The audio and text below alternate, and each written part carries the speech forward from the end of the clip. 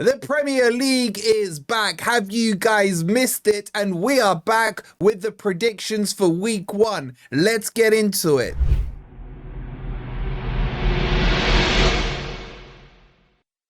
Hi guys, hope you're doing well. Welcome back to TFN and game week 1 in the Premier League, and it's been a long summer. A lot of transfers, a lot of talk, but now it's time for the players to do the business on the pitch. How are you feeling about your team's chances this season? Let me know who you support and where you're predicting your team in the comments down below. And if you want to grab me a coffee, you can scan this QR code. But let's kick this off with the first game of the Premier League season. Anfield will open up the Premier League this season as Liverpool take on Bournemouth. And boy, have Liverpool been spending this summer, bringing in the likes of Ekitike, Wirtz, Kirkes, who's going to play straight away against his old club, Frimpong, plenty of players. Are Liverpool favourites to retain the league this season? On the flip side, Bournemouth have been absolutely ripped apart. Their whole defensive line is pretty much gone. One, as we just mentioned, going to Liverpool, but they have managed to keep their front line somewhat intact.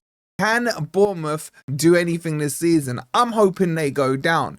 This should be a very comfortable Liverpool win. Let's do the spoiler alerts now. I'm going to go Liverpool 3, Bournemouth 1. And yes, there is bias there. I don't really like either team, but I really can't stand Bournemouth. So I'm going for the champions to open up with a win. Villa Park hosts a very tasty game off the bat as Aston Villa will take on Newcastle United. And this is a battle of 5th versus 6th from the positions last season. Villa have an outstanding record at home. Under Emre, I don't think they've lost in well over a year or something. And on top of that, they've been able to retain a lot of their players this summer, but haven't brought anyone in. Newcastle, on the other hand, what a weird summer it's been for the Geordies. The whole Isak thing, let's not go into that. Yes, they were able to get one decent player in from Forest in Alanga, and they've had Ramsdale in as well. But the story has been rejection FC for them most of this summer. But they still have a quality squad. Let's not look, past that point. Newcastle still should do well this Premier League campaign. But with Villa's home record, I think this is going to be a tight match. I'm going to go Aston Villa 1, Newcastle 1. Good game, a really interesting fixture to open up with on Saturday afternoon. Amex Stadium will see the third match of the weekend as Brighton will host Fulham. I'm not going to lie to you, this isn't one I'd go out my way to watch. But Brighton have been linked with a couple of exits, Baleba being heavily linked to the likes of Manchester United and loosely linked as well to Manchester City. In terms of their incomings, Brighton have done a little bit of business, but I thought they would have done more by now. On the flip side, Fulham have done absolutely nothing. If I'm not mistaken, no players left and no players have come in yet.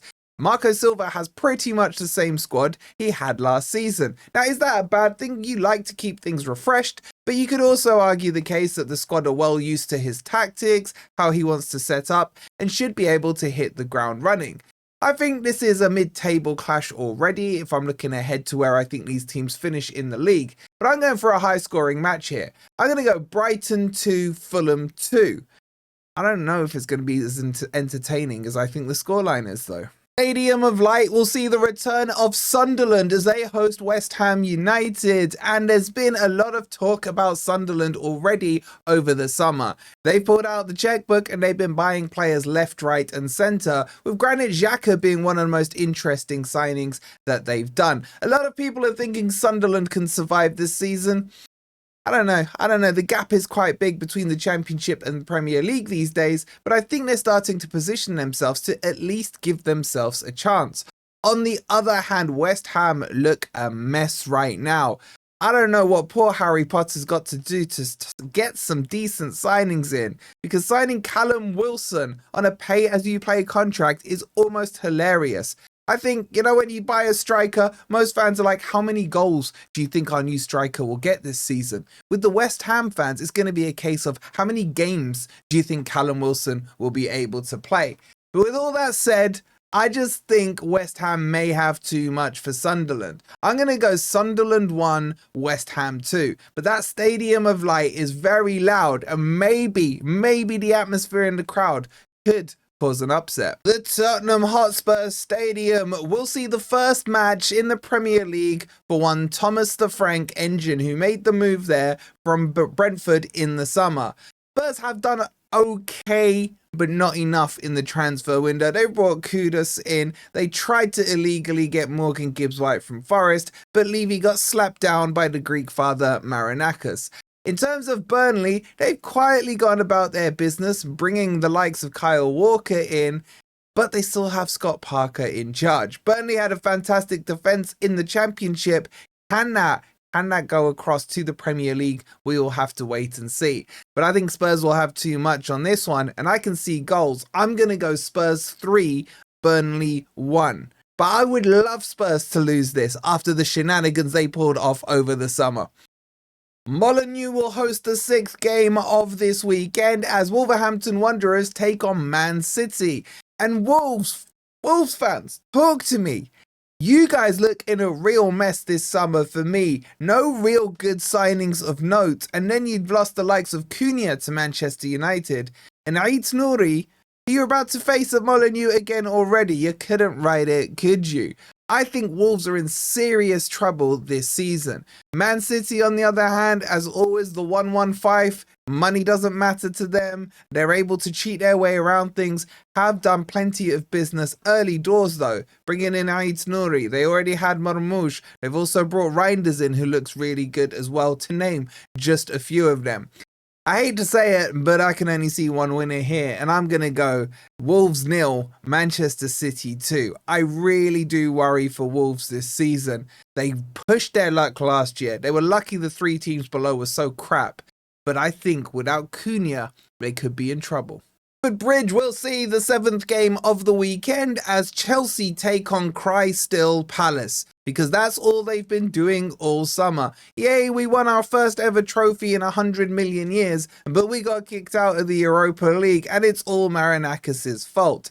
Chelsea, on the other hand, just keep spending and spending and spending. And they have brought in some decent players, in my opinion, this summer. Pedro already looking very good for them. Crystal Palace haven't really bought anyone of significance, and now a lot of links and rumours on Eze leaving. And with Gahey in the final year of his contract, are they going to try and cash in on him? They did just win the Community Shield with an excellent, for me, second half performance against Liverpool, but Chelsea are going to end up at the higher end of the table, and we already know Crystal Palace finished 12th every season.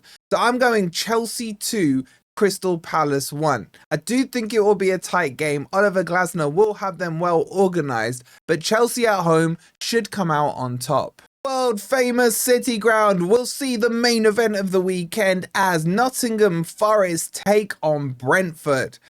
And Forest have had a stinky pre-season. 1 goal in 7 games is all I've been hearing about all summer. But pre-season doesn't matter. There's my copium for you. Brentford, however, have lost their manager. They've lost the backroom staff. They've lost Mbuemo. They've lost Norgard VPN. And what's going on with Visser? Is he even going to be available for this game? Because he's heavily linked to the move away after he's tried to push it from his end. I think Brentford are in serious trouble. And in fact, I've got them finishing bottom of the league. By the way, if you want to see my predictions, I'll leave them on the end screen for you, the Premier League positions. Forest, on the other hand, even though we've only scored 1 goal in pre-season, we are absolutely solid at the back. Money is on a 0-0 here, I can't lie, but I can't predict that. I'm going to go Forest 1, Brentford 0. Yes, there is a little bit of hopium, I cannot lie, but I trust in Nuno to get things sorted out and Forest to fly up the table like they did last season. Trafford will see the 9th game of the weekend as Manchester United will take on Arsenal. And back in the day, this would have been a huge clash.